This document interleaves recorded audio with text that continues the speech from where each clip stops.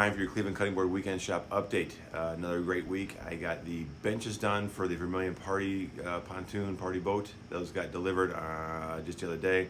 I got the display case done for all the tumblers. That worked out great. I worked out a design where I got to use a half sheet of plywood to make one full display with very limited waste. So got that done. I have to tweak the design a little bit. I'm gonna work on that and get another one knocked out this week.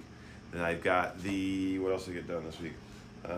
Soap dish. I had someone call and ask me to make them a soap dish. It's one of those things you don't think of, but it turned out really nice. I'll have that. I got it cut on the CNC.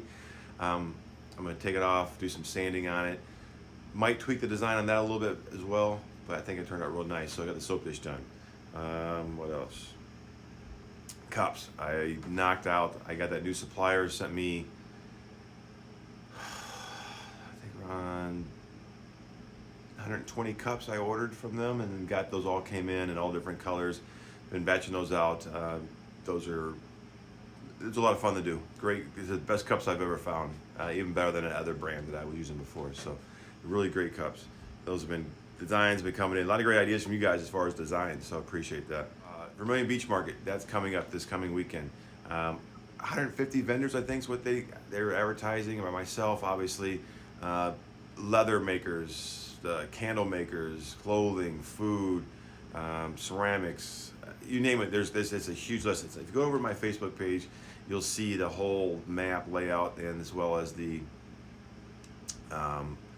each vendor's name. So that's this coming weekend. My goal this week, last week a little bit, but this week is going to be inventory. I signed up for this thing months and months ago, and I've been so busy. I have very low inventory. So it was probably the most expensive show I've ever signed. This is the first time I ever paid to do a show, but they're promising a great turnout. So I order to break even. I got to sell a lot of stuff. So can't sell if you don't have it. So this week's gonna be inventory worked in with a couple orders. I got some sign orders I got to get done this week. I got the big Vermillion sign that I said I was gonna get done last week, did not get done. So I'm gonna work on that. I've got 2 new signs for my buddy Paul. My buddy Paul ordered 2 new signs. I got another sign for a newlywed couple, and I delivered a very special sign to Miss Bonnie Augustine, a lady that was a teacher of mine growing up, a mentor for my entire life. So I made a sign for her and her husband, got that delivered. She was real happy with that. So other than that, that's it for this past week. Going forward, like I said, inventory is what I'm working on. And I got a good jump on the door, the oak door. So I'm working on that this week. I'm hopefully to have that done by possibly the end of next week. So hopefully next weekend update, I'll have some good pictures for you. But other than that, everyone have a great week, and let's talk about dumb shit people say to small business owners. This week's topic is charitable donations. I get probably 3 to 5, we'll say 4 calls, 4 emails, 4 messages a week. I know my wife's business, she gets bombarded. I know I've talked to other small businesses, and they get just hammered with people walking in wanting donations. And I think Dan and I the last couple of years, we've averaged probably around $3,000 a year in donations, money we've raised for different charities. Just because, it's one of those things, don't ask.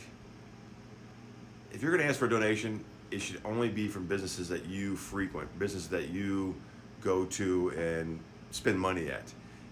Just because don't just walk down the street and go door to door to door to door and ask people. It's kind of like a give and take thing. I love donating projects. I love donating things I've made to help raise money for charities that mean something to me. High school sports, school sports in general, I donate all the time.